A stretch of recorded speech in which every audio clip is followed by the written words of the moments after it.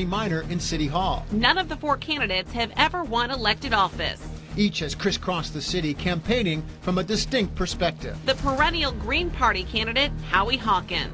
The city itself should apply for a grant to fix up the housing, to rebuild the infrastructure, and to create public jobs. The Republican former school administrator, Laura Levine. I am here today to be that change candidate, the candidate who's focused on one thing, making Syracuse the best that it can be. The independent with a familiar family name, Ben Walsh. We have a significant poverty issue in this community, so I'm anxious to talk about how we can create more jobs and opportunity for everyone in the city. And the Democrat, once the city's top attorney, Juanita Perez-Williams. But for the people of this city that are waiting for hope, Time coming. Yes. waiting for someone who will hear them. Voters are 1 week away from setting Syracuse on a course for the next 4 years.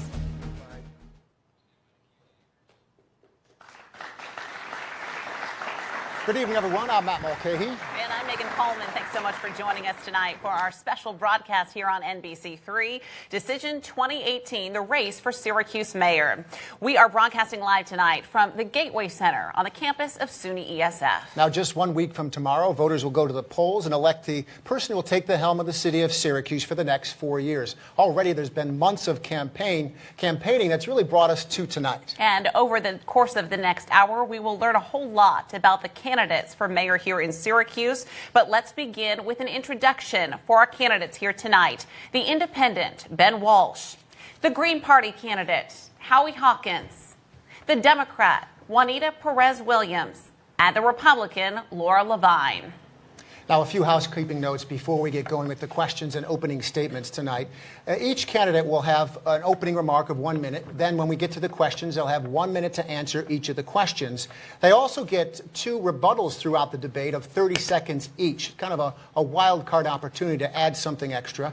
The order in which the opening statements and first question were determined was decided just about 20 minutes ago when we pulled names out of a hat. With that, let's begin what we hope will be a lively discussion among the 4 candidates for mayor. Let's begin with opening remarks from Ben Walsh. Ben. Thank you, Matt. Thank you, Megan. Thank you, everyone, for joining us. My name is Ben Walsh, and I'm the independent candidate for mayor. Everywhere I go in this city, people say that they want change. They're tired of the old divisive politics that have held our community back for far too long. We need new leadership that can bring people together and move this community forward. And I'm the only candidate that has a proven track record of doing just that. I love this city. My wife Lindsay and I are raising our 2 daughters here. Our oldest daughter is enrolled in city schools. We could not have more invested in the future of this city. Tonight, I hope to give everyone an opportunity to get to know me a little bit better and to earn your support. I'm ready to bring about a new way of doing things, to rise above party politics, to fight for you, and to fight for this city. Thank you. Thank you, Ben Walsh. Mr. Howie Hawkins. Well, good evening, and thanks for having this debate. My name's Howie Hawkins. I'm the Green Party candidate for mayor. I was born and raised in the San Francisco Bay Area, went to Dartmouth College, served in the Marine Corps, worked as a carpenter in New England for a couple decades, started my own home building business and a worker co-op that specialized in wind, solar, and energy efficiency. I came to Syracuse in 1991, lived there on the south side, where I'm currently treasurer for the Eat to Live Food Co-op and the South Side Community Coalition. I came here to be the director for an organization that was developing cooperatives. Ran out of funding, and I've been unloading trucks as a Teamster out at UPS for the last 17 years. But I think the most relevant experience for being mayor is I've been an organizer in movements for peace, justice, labor, the environment, and independent working class politics since the 1960s. And the next mayor is going to need political skills to unite Syracuse behind the reforms we need and to work with other local governments around the state to get the reforms we need from the state, because the city's going broke. I want to be the next mayor of Syracuse, not the last mayor, because the State Financial Control Board's taken over. Thank you, Mr. Hawkins. Ms. Juanita Perez-Williams. Good evening, everyone. Matt, Megan, I'm happy to be here. After a decisive primary, I was selected as the choice for the Democratic mayoral candidate, and I'm very proud of that. I believe that I was chosen by the people because I am not a politician. I've never run for political office.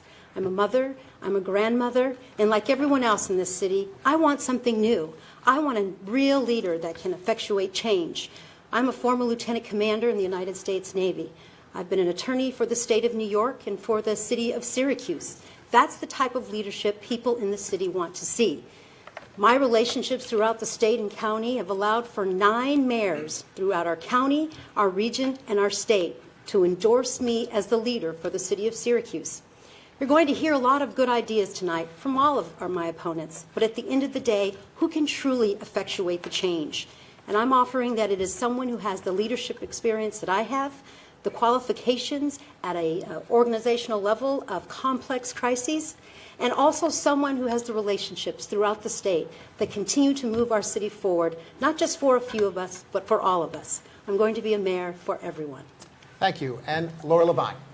Good evening, everyone. ESF, thank you for having us tonight. My name's Laura Levine. I'm the Republican candidate for mayor. I've lived in Syracuse my entire life. I've been in public education for 40 years, including 30 as a school leader, most recently as a school superintendent. Syracuse has tremendous potential. We are literally at the crossroads of New York State. We have great natural resources, we have art, music, all kinds of cultural events, sports, and we have the finest people you can find anywhere. Unfortunately, Syracuse has been in a state of decline for decades. 62% of people in a recent poll agree with me. Syracuse is on the wrong track. Increasing violent crime, worsening poverty, schools that are not serving our students the way they need to. Somebody needs to put Syracuse back on the right track. I believe I'm the person with my executive leadership who can lead a turnaround. I want to make Syracuse be a place where people will choose to live, choose to work, and choose to send their children to school. And I think after tonight's debate, people will understand why I will be the best person to be elected as mayor on November 7th. Thank you. Thank you, Laura Levine. We'll get right to the questions then, and we're going to go the same order to start with, starting with Ben Walsh. The question is this: why do you want to be mayor? Who asked you to run? And how did you reach the realization that you're the person that can lead the city of Syracuse into a better future? So I grew up in a family of public servants, and public service it's part of my DNA. I've always aspired to give back to the community, to do good for my community, and I've done so in a number of different ways. I volunteer my time. I serve as the board president of the Gifford Foundation. I serve on the Good Life Youth Foundation board, the Downtown Committee board, the Landmark Theater. And I've also found ways to give back to my community in a number of different professions, most recently as the city's economic development director. And it was really at that point that I decided, that I began to think that perhaps running for mayor would be the best way in which I could give back to the community. I worked in City Hall for 6 years. During that time, we accomplished a lot. And as I started to think about what would come after the current administration, the more I thought about it, the more that I thought it was the right time for me and the right time for this community to do the most good for this community. So that's what I hope to do. I think we have all the ingredients to be an amazing city. In many ways, we already are. And my strength is bringing people together and moving this community forward. That's what I want to do as mayor. Thank you, Ben Walsh. Howie Hawkins, why do you want to be mayor? Who asked you to run?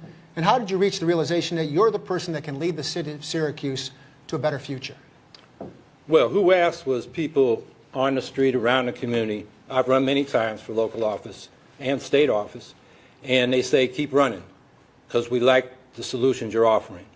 So that's who really got me thinking about it. Of course, the Green Party formally nominated me. And why am I running? We have a strategic vision. The city's too long practiced crony capitalism. Over half of our long-term debt is bonding for private investments, private businesses like Destiny USA. And we're unique in that regard.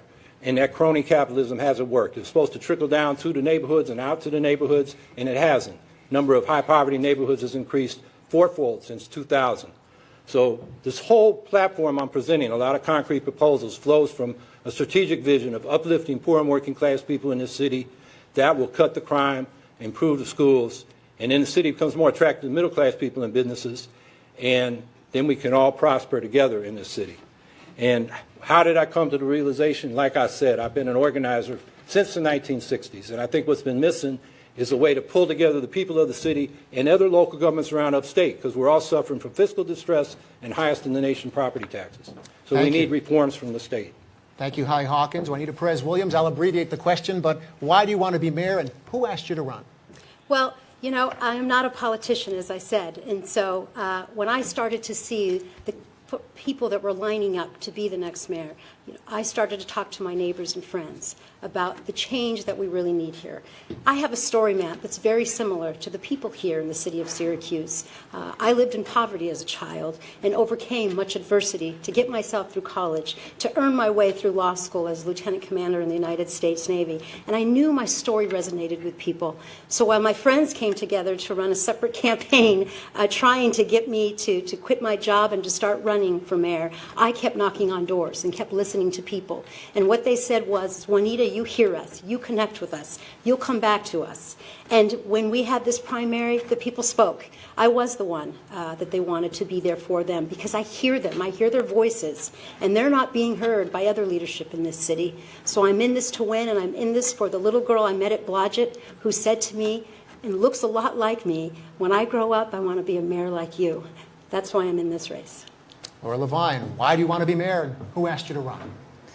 Matt, the reason I want to be mayor is that I want my city to realize its potential. I've seen decades of decline, and I know from my experience as a school leader that I have the ability and now the executive leadership experience to do what needs to be done to lead the turnaround. I was asked by a number of people. I'm a Republican, not an easy task to take on in a nearly 4-to-1 Democrat city, but I knew coming into it that it would be an uphill battle, but I'm so true to who I am and to my beliefs in that the city can realize its potential, that I really decided this is the time in my life to step up. I can't just keep telling people how much I love my city and sit back and watch it continue to deteriorate. Two of my opponents have been in City Hall, years in City Hall. We're worse off now than we ever were. I'm not a career politician. I'm just a concerned citizen with an education career who really believes that the city can be better. But we need to reduce the homicide rate. We need safer neighborhoods. We need better schools.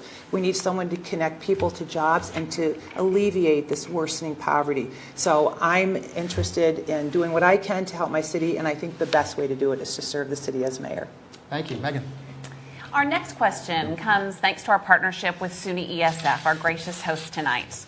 10 years ago, under the Driscoll administration, Syracuse was proclaimed the Emerald City. This nickname referred to the city as being a leader in the areas of energy and the environment. What would you do? And we'll begin with Howie Hawkins. What would you do as mayor to support this notion of Syracuse being the Emerald City? Or would your administration take a different path? Well, I think Matt picked it up from what the campaign we were having in 2005. My slogan then was Sustainable Syracuse. And it's a step in the right direction. We're talking about it, but I don't think we've gone far enough. Like our energy plan. I think we need a public power utility, something we talked about back then was very popular. So we have the power to choose 100% clean energy and how to build that out. A municipal utility can build generation. The private utility, National Grid, that we buy from has to buy it from other sources. So we can get control and move on clean energy. We also put out a vision of a sustainable Syracuse urban design that would build civic and commercial, civic and environmental highways. That this is a concept of Emmanuel Carter here from ESF.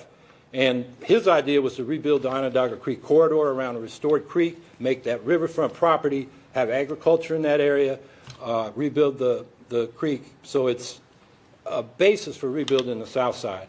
And then another corridor could be the old Erie Canal, and of course the community grid. And so we need an urban design so that the private developers respond to a plan the city has developed, rather than the private developers developing the city willy-nilly and being our de facto planners. Howie Hawkins, thank you. Juanita Perez-Williams, what would you do as mayor to support this notion of Syracuse being an Emerald City, or would you take the city in a different direction? No, I think that's what we need to do. We need to continue supporting our infrastructure and making sure that we lead the way in green renewable energies.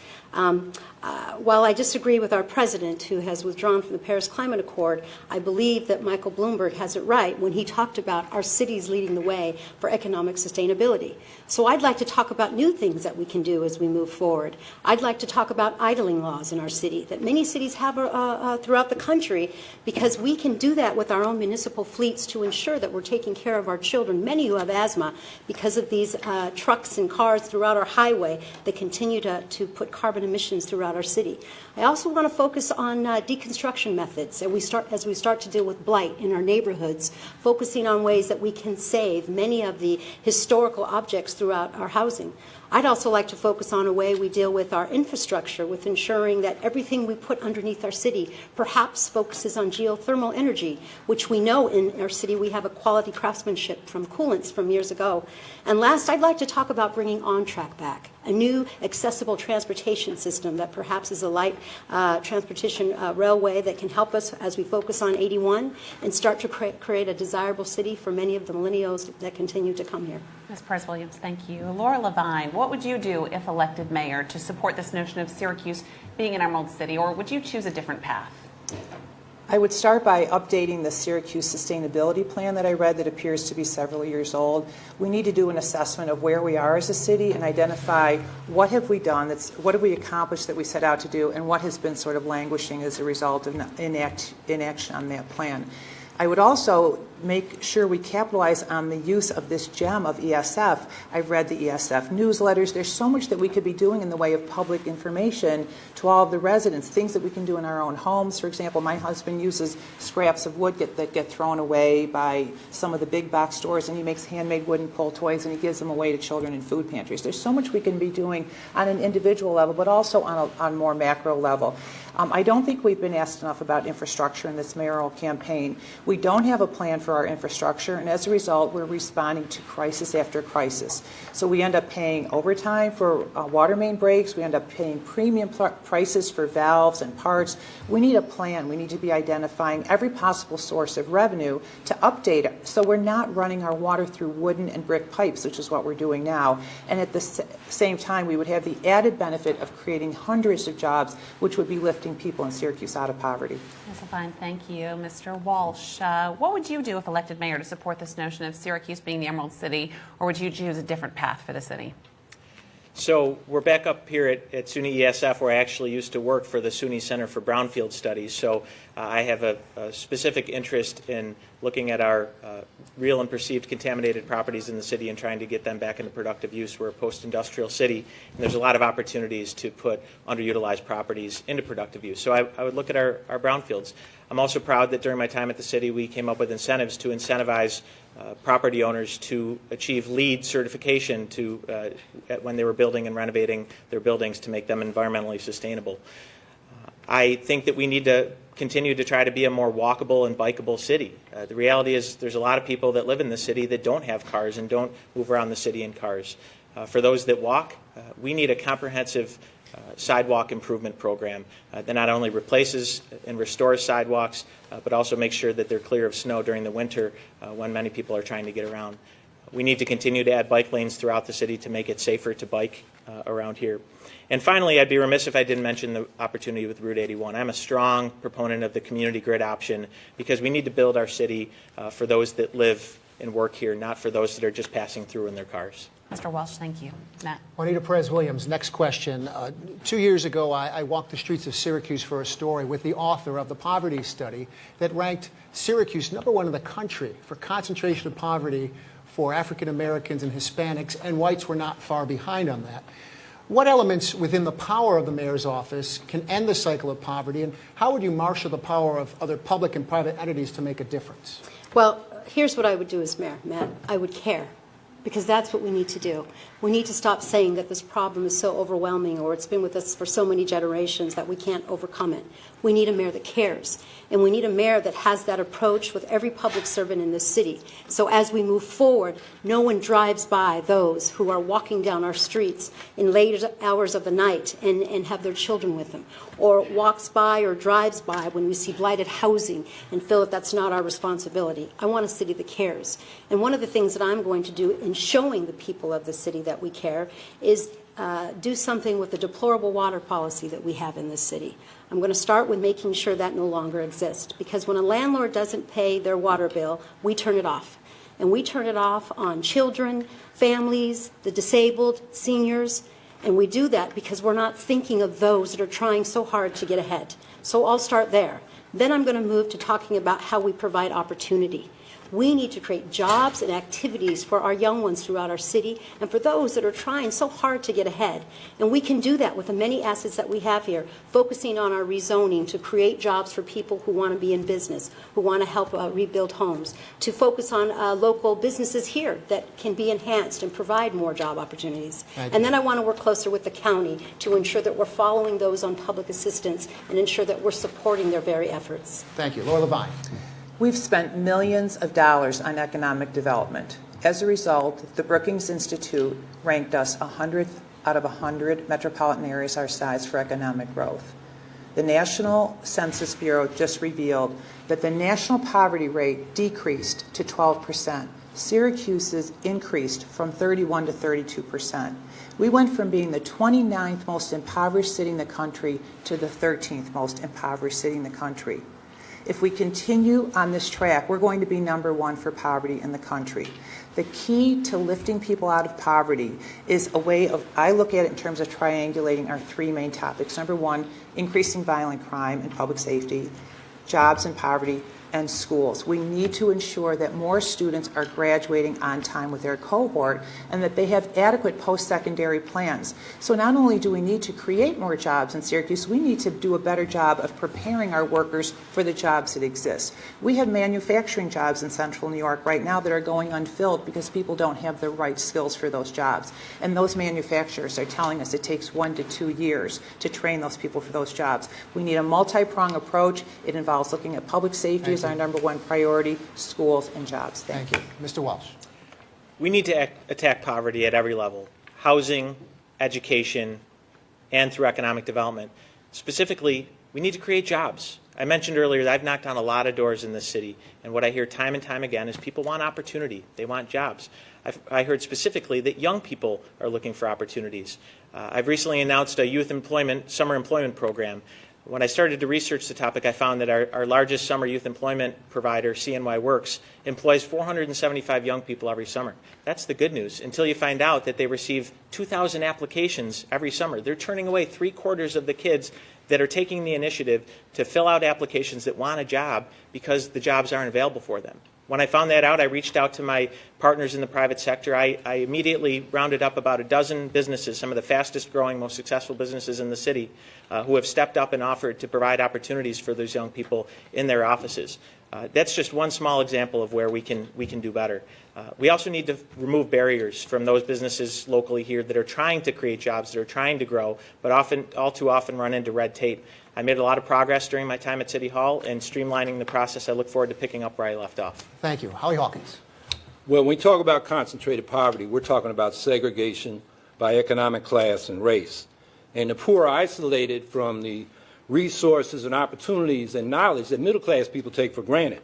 So we got to deal with that. It's segregation. I have 3 proposals. We need a Marshall Plan for Syracuse, where the money is put into the high-poverty neighborhoods. The high-poverty census tracts have quadrupled since 2000, to rebuild those neighborhoods. Instead of trickle-down tax breaks to Destiny USA or whatever, put the money in the communities that need it. And with a stroke of a pen, if Governor Cuomo can do a Buffalo billion, he can do something for Syracuse. Secondly, we got to desegregate housing. Inclusionary zoning. Every new development or substantial rehabilitation should have a mix of low, moderate, and market rate housing. And then finally, school desegregation. Martin Luther King came to Syracuse University right next door in 1965 and said, we're dealing with Jim Crow segregation in the South, you got de facto segregation in the North, and if you don't deal with it, you're going to lose generations of children. And that's what's happened over the last 50 years. It's time to face that.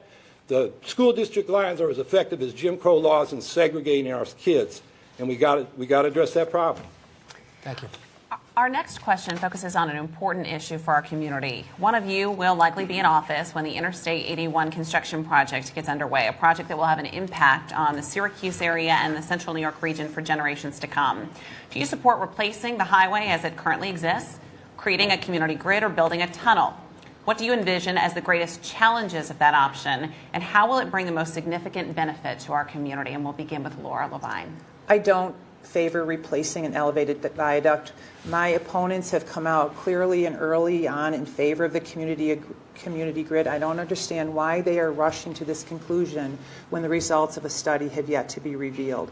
There's an independent study, the results of which we had hoped would be out by end of summer, but aren't out yet. This is a life-defining, city-defining decision. We need to make sure that we have all of the available data. I don't want to make a decision that's not well informed. My initial wish would have been for some type of a hybrid, a community grid with a tunnel or a community grid with a depressed highway. But until we see the results of the data, the environmental impact information, I don't want to rush to judgment. I want to make sure we have all of the information that we have so we're making as informed a decision as possible. If in fact it proves to be the community grid, then I will support that. But that's not what I've seen yet. We need to wait. We need to be patient. There's no need to rush. This is going to be something that defines who we are as a city for generations to come. We need to be patient. Ms. Levine, thank you. Ben Walsh. As I mentioned earlier, I am all in on the community grid option, and we have all the data that we need to make an informed decision. We've been working on this for years. I've been involved directly with the state DOT's process. The Department of Transportation is the entity that is supposed to be doing this work and has done it. And it just happened to be that the data that they put out there, some special interest didn't like, which led to the tunnel study, which I think, frankly, is just a distraction. Those that have been paying attention from the beginning understand that the community grid option is the best for this city. It's the best option for this city because it results in less property demolitions, less relocation of residents, which we know was a significant issue the first time the elevated viaduct was built. It puts more property on the tax rolls. When we're talking about fiscal challenges with the city, we have a once-in-a-lifetime opportunity to put more property on the tax rolls, to build off of the development that we've seen downtown and on University Hill, but more importantly, extend that development onto the south side, onto the north side, and to do it in an equitable way where we're building mixed-income, mixed-use neighborhoods. It's a once-in-a-lifetime opportunity. We have the data we need. It's time to move forward on this important project. Mr. Walsh, thank you. Howie Hawkins. Well, I rushed to the community grid solution 12 years ago when I ran for mayor. Our sustainable Syracuse vision said we want to take down the viaduct and rebuild the old 15th Ward on the old street grid as a mixed income, mixed use, walkable neighborhood and make that a model for how we ought to design all our neighborhoods. The Syracuse Housing Authority already has plans where they would double or triple the concentration or the density of the 27 blocks they control south of Adams Street, mixed income. All the low-income people would stay there, and you'd mix it up with other people. They could have professors and accountants and police and all kinds of people living in that neighborhood, which would be good. North of Adams is where the city's got to get leverage. We got to get control of the right-of-way which the federal government now has under the current viaduct. And then when the PLA, Project Labor Agreement, comes up before the State Department of Transportation, we got to tell them we're not going to approve that and agree to it unless we get guarantees that our people in the city are getting some of those jobs in the reconstruction. Mr. Hawkins, thank you. Ms. Perez-Williams. From the very beginning, I said that we needed to go with a design that would provide the most rebuilding of our urban core. So I looked at all of these options and talked to quite a few people at DOT and those in the community, and everyone agrees that the viaduct, when it came into being many years ago, it divided this city. And it made segregation grow, it put people into poverty, it took away jobs, and it really was the beginning of the declining of our city. And so I knew that viaduct had to go, and what I started to see was that the street scenario, this ability to have a grid where we could now focus on people coming into this city in the morning, leaving in the evening, 6 and 7 different ways to start to rebuild all of our corridors, putting many people to work, raising our property values, providing more tax revenue would be the way to go. And so I've spoken to many people throughout our city who are very excited about it, and then I started hearing more about this idea of a transportation system. So I'm talking about the grid, an on-track system so we can get people in and out as we begin this project and make sure that the city grows not just with a grid, but with a transportation system. Thank you. Thank you. Next question begins with Ben Walsh. The Consensus Group released a report last year that suggested the city of Syracuse fold into Onondaga County, become one larger municipal government. How would you make the case that the region needs to continue to have a strong city of Syracuse?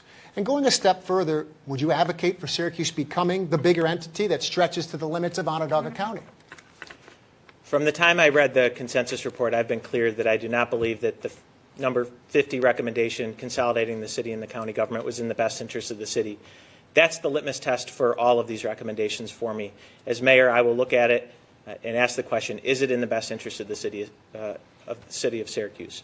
I do believe within the 49 other recommendations that there are opportunities to deliver services more efficiently and effectively to our citizens. I look at economic development and the fact that we have 2 industrial development agencies competing for business right now, essentially creating a race to the bottom where only those that are pitting the 2 municipalities against each other are winning. The rest of us are losing. The city of Syracuse is the core of our region. It's the employment hub. It's the entertainment hub.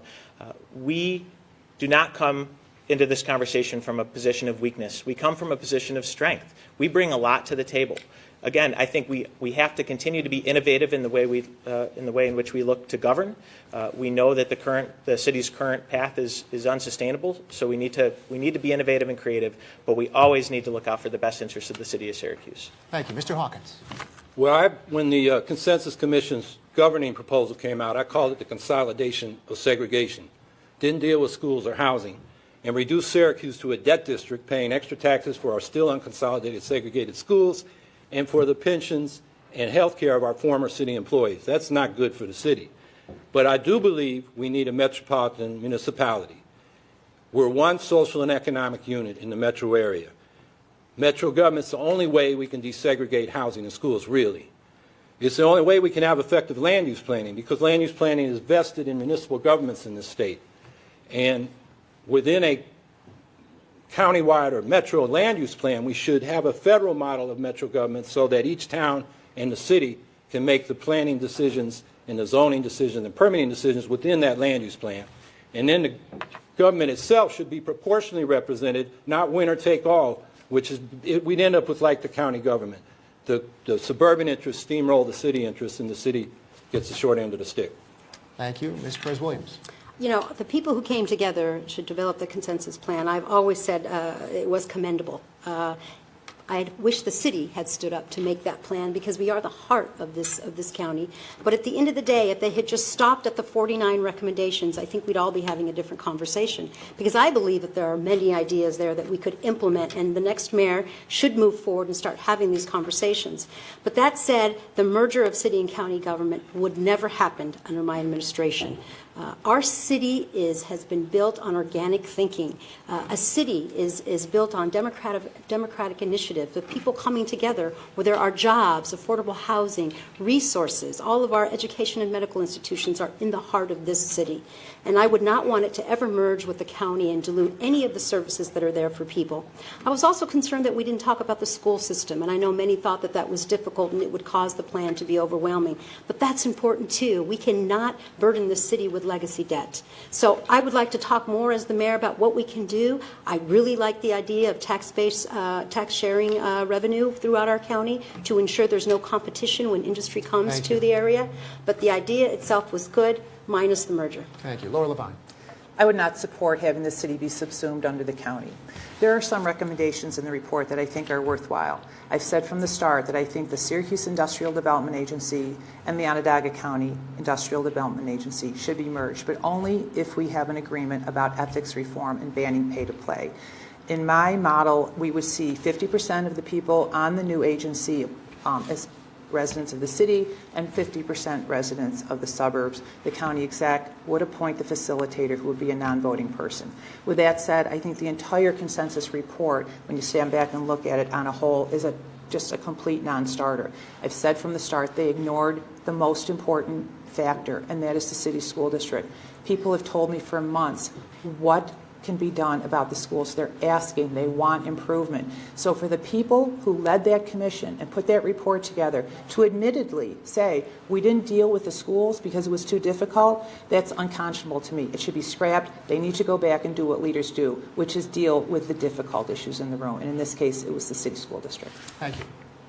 There's been a significant amount of talk during the campaign about police resources and whether there are enough officers in the city of Syracuse. So I ask you all, is the city of Syracuse a safe place to raise a family? And given the city's current fiscal challenges, how will you prioritize resources to make people in this community feel safe? We'll begin with Mr. Hawkins.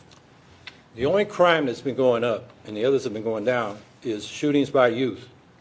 We, according to a study by the AP that was on the cover of USA Today a couple weeks ago, we're 6th in the nation in teens injured or killed by gunfire. That's the problem we got to address, because it creates a whole perception of danger and high crime. And I think the best way, the most cost-effective way to deal with that, these are youth that are unattached to jobs or education, and they're in their own little subculture where it's all about respect, status, revenge, and we got to pull them back in. So we need youth outreach workers to go talk to them and pull them into resources the community should provide for those folks. And for the cost of 10 or 3 full-time youth outreach workers would be the cost of 1 police officer. Given our fiscal constraints, I think that's the first thing we got to do. We got to attack the roots of crime. Richmond, California did this under a Green mayor between 2006 and 2013.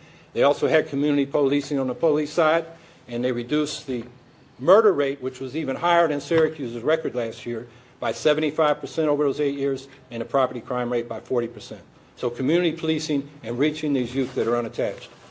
Thank you. Ms. Perez-Williams. You know, I've said from the very beginning that we do need more police officers in our city to ensure that we are dealing with response times and having a presence. I'm a former prosecutor. I know how important police are to a city, and I believe our city is safe. But we haven't done a deployment assessment for 20 years for any of our first responders. So I believe we need to do that first, and we need to get out there and find out whether or not we're sending our officers in timely manners and where we're sending them is sufficient. Beyond that, this next mayor's biggest decision is going to be selecting a new police chief. And I believe that will be pivotal in this city as we move forward, ensuring that we have quality law enforcement and those that are there for us. I'm going to ensure we have a police chief that understands urban policing, is passionate about the people who work for him, and has an approach where there's passion for the people in the city, rebuilding our community relations and trust with the neighbors to ensure we start to deter crime, but most importantly, starting to build relationships where we're all in this together, we all feel safe, and we all feel as though our city is moving forward in good ways to bring down crime. Thank you. Ms. Levine. Syracuse is not a safe city. When I was a school superintendent, the education of my students was actually not the #1 priority. The safety of the students and staff was always the #1 priority. As mayor, the responsibility of city government should be to ensure public safety of the residents. That has not been the case. We had a record homicide rate last year. We have one of the lowest solve rates in the city. We spent $13 million on overtime for police last year. Maybe 25 or 30% of that is reimbursable. Why aren't we using the remaining $9 million to hire more officers? Because we're at 415 and we should be at around 465. Well, I'm told that sometimes spending overtime is cheaper than hiring more officers when you have to spend money on pensions and benefits. Well, guess what? Cheaper isn't better. Look where it's gotten us. We need true community policing. We need officers out in the communities, in the neighborhoods, establishing rapport and relationships with our residents so that they're not afraid to call the police, which they tell me that they are, and the police feel that they can't get to all of the calls that come in. And we know some of the calls underneath the priority 1 calls just aren't getting responses at all.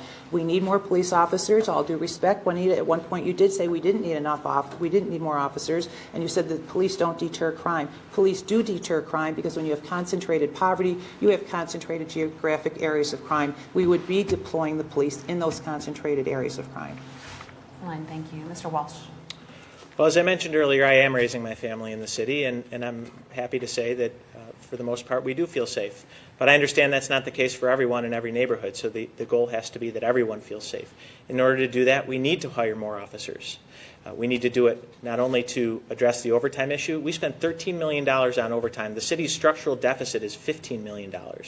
So we need to have more officers on the street so we can cut down on overtime and have those officers on the street building relationships in those communities that can help deter crime and also to help prevent crime.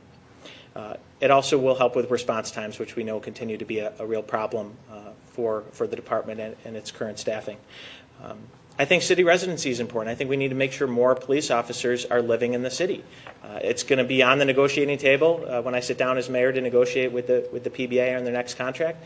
And I also think we need to look at ways to grow from within, using the Public Service Leadership Academy at what was once Fowler to encourage our city's children to pursue public service and specifically policing. Finally, we need to invest in technology to give our officers the resources they need. We have 16 body cameras in the field right now. I want every officer with a body camera. Mr. Walsh, thank you. Thank you. Next question, Juanita Perez-Williams. In your first budget as mayor, as you work to balance the budget, are you willing to raise property taxes to make sure the city has enough police, has enough public works employees, and other staff at City Hall and throughout the city administration? Well, frankly, Matt, I don't think raising property taxes would even put a dent in what we need to do to ensure that we have revenue to take care of some of these issues. And quite frankly, it's not fair. It's not fair when only 50% of our residents are sharing this tax burden. As you know, we have many tax-exempt institutions. So I don't believe that's where you start. I believe, as someone who has been managing complex organizations for quite some time, you start with getting in to see how we are deploying our resources. Yes, people want their streets plowed better. They want their sidewalks done. They want to make sure that their trash, it comes and goes. But at the end of the day, we need to get in to see how our resources are being deployed. I believe that we could streamline a number of our processes and save money that way. And then from there, begin to move on whether or not we should be looking at different ways, such as perhaps utilizing our ambulance services to gain some revenue, an asphalt and paving system that we know we have within the city to help us with revenue, even looking at perhaps hotel fees. But I'm not about to move forward and put this burden on the very members of the city, our citizens, who are only sharing that burden by themselves, even when I know it really wouldn't make a difference. Thank you. Ms. Levine. The last thing we need to do is find one more reason for people not to live in the city or to buy a house and move in here.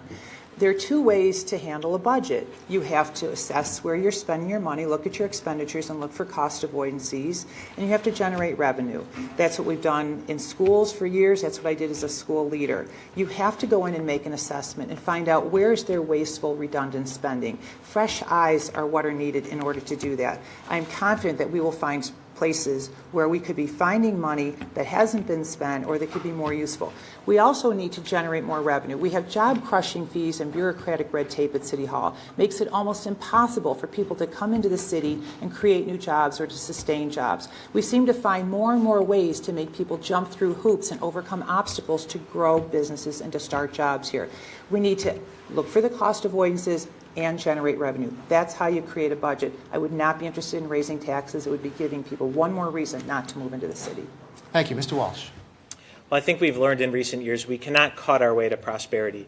We need to generate more revenue. A property tax increase would be the last item on my list, but it has to be on the table because we are heading towards insolvency. Something has to change. We are on an unsustainable path. I would choose first to look at other opportunities to generate revenue. In the short term, I've talked about the surplus of city-owned property that we have, from old vacant schools to parking garages, properties that that are currently off the tax rolls, that by putting into productive use, we could generate revenue in the short term through sale proceeds and lease proceeds, and generate revenue in the long term through property tax collection. I think we need to look at our water rates. We know we need to invest in our infrastructure, so we need to look very closely at our water rates. In the long term, we have to grow our way out of this problem. We have to support development. We have to support businesses growing. And in doing so, we have to be open to big ideas. We suffer from a very risk-averse culture here. We need to make sure that everyone knows if you have a good idea, if you're an entrepreneur, we're the city where you can come and make your dreams come true and invest in our city to help us grow our way out of this problem. Thank you. Mr. Hawkins. Well, we are on the brink of insolvency. At the end of this fiscal year, we're going to have $20 to $30 million in reserves with a $15 to $20 million recurring structural deficit. The next mayor's first budget may be their last before we have a state financial control board. We don't have time to grow our way out of this, and if we try to cut our way out of it, we'll just dig ourselves deeper in a hole. So I've called for progressive income taxes, and if we can get these reforms, we can cut property taxes, which are regressive. I want revenue sharing restored from the state. It used to be 8% of state revenues, and today it's 1/2 of 1%. If we can just get it back to 1%, that's $72 million more for the city. I want a graduated local income tax, not just on residents, but on commuters and absentee landlords who use all the city services but don't pay for them. And a lot of them work at tax-exempt institutions like this one, which is fine, but they need to carry their fair share.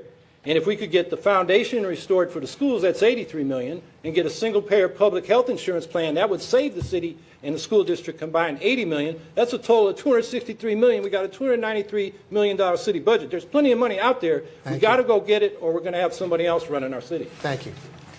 May I ask a Yes, question? go ahead. You get 30 seconds for a rebuttal. Mr. Walsh has talked about economic development a number of times and the jobs to be created. He was in City Hall in charge of economic development for years. No James is gone. Ed Riley is a wealthy developer, and our poverty is the worst it's ever been. So my question is, how does that position someone to lead the city of Syracuse? Like to respond? I would. So during the 6 years that I served as the city's economic development director, we saw $1.3 billion of construction activity. There is a lot of development happening. Our challenge, and my challenge as mayor, will be to make sure that that development benefits everyone. The Hotel Syracuse is a perfect example. Not only did we get that property put back into productive use and is a gem of our local community, but we did so in a way that put over 250 city residents to work. So I'm proud of my track record. We have a lot of work to do. I'm looking forward to getting back in City Hall, picking up where I left off, and moving this community forward. Our next question, one of the reasons that some families will leave the city of Syracuse is because of city schools. What can you do to convince those families to stay and to send their children to schools here in Syracuse? Laura Levine will begin with you. Well, I think people know that I've taken a pretty dramatic approach to this. I have said if I'm elected mayor, I will be seeking mayoral responsibility for the school district. Why would I do that? We are at a 60% graduation rate. That means that 40% of our students are graduating either late or not at all. And some of the students who are graduating on time are leaving school without a post-secondary plan that positions them well for life after high school. 300 teachers in the Syracuse Teachers Union survey reported being assaulted on the job. 21% of new teachers teaching 0 to 5 years leave. Judge Wilson from the highest court in New York State affirmed in a recent decision that Syracuse students have been deprived of a sound basic education. We need someone to sound a clarion call. Ben will tell you that one of our schools in the city has a 90% graduation rate. Yes, it's a selective school. That's going to have a higher graduation rate. We have students who don't have families who are able to support them. We need to do something. People want change. They want to see their schools improve. Otherwise, they're going to look for other options. That's why I'm seeking mayoral responsibility. It's essential. We have no choice at this point but to do something dramatic and bold and to be able to say to the community, the mayor, someone, is going to take ultimately the responsibility for what goes on for our city students. Thank you. Mr. Walsh. I will tell you that Syracuse ITC, one of the city's high schools downtown, has a 90% graduation rate because we don't hear enough about all the amazing things that are going on in our city schools. And as a parent of a city school district student, I will always celebrate the successes of our schools. Again, it doesn't happen enough. I will also be very realistic about the challenges that we have. Most of which are directly associated with the poverty that we have in our community. When you look at the statistics, there's almost a direct correlation between poverty and academic achievement. So we need to address those challenges. And if you look at the numbers, not just the 90% graduation rate, let's look at the just over 60% graduation rate for all of the schools. It's headed in the right direction. Not nearly as fast as we'd all like, but it is headed in the right direction. Let's look at our career and technical education programs where kids aren't just learning about automotive technology, they're learning about drone technology that we're basing much of our regional economy on. Kids that are in those programs are graduating at higher levels, they're attending school more often, their grades are better. So we need to celebrate those successes. We need to be realistic about where our challenges are, including school discipline. But I will not apologize for celebrating our school successes. Thank you. Mr. Hawkins. Well, I would tell that family that can afford to move out of the city, they should stay, because there are all kinds of kids going through our school system whose parents support them from the middle class, and those kids' efforts will take them as far as they want to go. We have lots of kids going to great colleges, Ivy League schools, and say yes, scholarships are helping them. It's the poor that don't have a choice. And that's the problem we've got. We've got miserable test scores and poor outcomes, low graduation rates, and that happens everywhere in the country where you concentrate all the poor kids in the high poverty schools. That comes back to desegregation. When you desegregate the schools, and Gerald Grant wrote a book comparing Raleigh, North Carolina and Syracuse, the achievement gap closes. The middle class kids do as well, and all the kids do better on things that are really important for life, work, and business, like intellectual self-confidence, problem solving, creativity, leadership skills. And that's what we should tell our adjacent school districts, that we can have better schools for all our kids if we desegregate, because all the kids will have those other attributes, and everybody will do okay on good enough on their standardized tests. Thank you. Ms. Press-Williams. Megan, I'm going to be the first mother of the city of Syracuse, and I plan on taking care of all of our children and making sure that their school is best for them and best for families. I live in a beautiful neighborhood in the city of Syracuse, the Strathmore neighborhood, with the beautiful Roberts School, and it's a great example of what we can have throughout this city. It has a great program that's helping our second graders, making sure they can read, because we know that if you can't read by the end of second grade, as you move through the school system, it gets more and more difficult for you to learn. I don't want to wait till a student is in 11th and 12th grade to talk about the CTE program. I think that's a great program, but we need to start exposing our little ones to the opportunity and guaranteeing them a future. We're talking about not having enough police officers and firemen that live in our city. Then let's home grow them. Let's expose them at 3rd and 4th grade to an opportunity of what it means to be a police officer in your community, or fireman, or a teacher, and then guarantee them a job when they graduate, that we're going to hold their hand and we're going to make sure they have a future for themselves and their family. So I'm going to talk about how being mayor. I will go to the state and federal level, talk about our high concentrations of poverty. 70% of our kids in the schools are living in poverty, and how we need resources to take care of them as we try to teach them and make sure they can progress, but we're also making sure we're taking care of them and their families. Thank you. We're getting tight on time. We have one more question, but this time you get 30 seconds to answer it. So those are the rules for this final question before we get to closing statements. And we go to Mr. Walsh. Over the last 50 years, Syracuse has had 6 mayors. Which one would you rank as the best, and what approach or policy would you borrow for him or her to improve your administration? How could I not pick my grandfather? As I mentioned earlier, I come from a long line of public servants, and my grandfather instilled in me and inspired me to pursue public service. He was always, I think, ahead of his time in building an inclusive administration, addressing social justice issues, and really trying to bring our community together. I'll also take the opportunity to point to Tom Young. I know you only asked for one, but I think Mayor Young really did a lot for this city, and I only had 30 seconds. So Thank you. Mr. Hawkins, same question. Well, being a troublemaker from way back, I'm going to go way back to 1916. Third-party candidate, progressive mayor. He organized the first city plan. He only lasted 2 years. It was 2-year terms back then. Democrats and Republicans fused to beat him, ganged up on him. But he stood for women's suffrage when the major parties didn't. He showed a third party can win. And to me, that's an inspiration, being the Green Party candidate. You didn't do the right math. That's more than 50 years, but we'll take it. I told you I was a troublemaker. I know. And Ms. Perez-Williams. I would have to go with Tom Young. I think he was a great leader for the city, and he really started a way that we should have continued, and that was being out in the community, not staying within City Hall, but getting out there and meeting people at their time and what's convenient for them. And I want to be a mayor that's not inside City Hall, but takes the Common Council and the leadership out to the community so that we can assess what's happening, hear people, hear what their issues are, be there at night, be there early in the morning to make sure we understand what their concerns are. Tom Young led the way doing that. Thank you. Ms. Levine. Well, it's too late for Mr. Young to come out and run against us now. So I will say, whether or not I think he was the best, that might not be the case. But what I will say is that as a former mayor and as a Democrat, he called on Democrat Mayor Minor to seek mayoral control of the schools. And that was when we had only 3 schools on the worst performing list. Mayor Minor, a Democrat, did not take his advice. We now have 9 schools under receivership. Somebody needs to take control. Somebody needs to assume responsibility. He was right. It belongs with the mayor. Thank you. Thank you. It is now time for closing statements tonight, and we will begin with Ben Walsh. Thank you. And again, thank you to Megan and Matt and everyone for joining us here tonight. I'm running for mayor because I truly believe, that our best days are ahead of us as a city. As I said earlier, I think we have all the ingredients to be an amazing city, and in many ways we already are. But to take that next step, we need to rise above the partisan politics that have held our community back for too long. As I mentioned earlier, I have a proven track record of doing that. I talked about the Hotel Syracuse project, where I brought city, county, and state officials to the table to move that project forward. We met every Monday morning for 2.5 years until we got it done. I did it on the land bank and bringing state, county, and city partners together to develop what is now the most successful land bank in New York State. I look to do it going forward in developing youth jobs program, addressing the challenges that we have in our neighborhoods. I would be honored for you to vote for me. I am on the independence line and the reform line at the bottom of the ballot, rows F and H. I love this city. I hope to serve all of you, and I'd be honored to have your support. Thank you. Mr. Hawkins.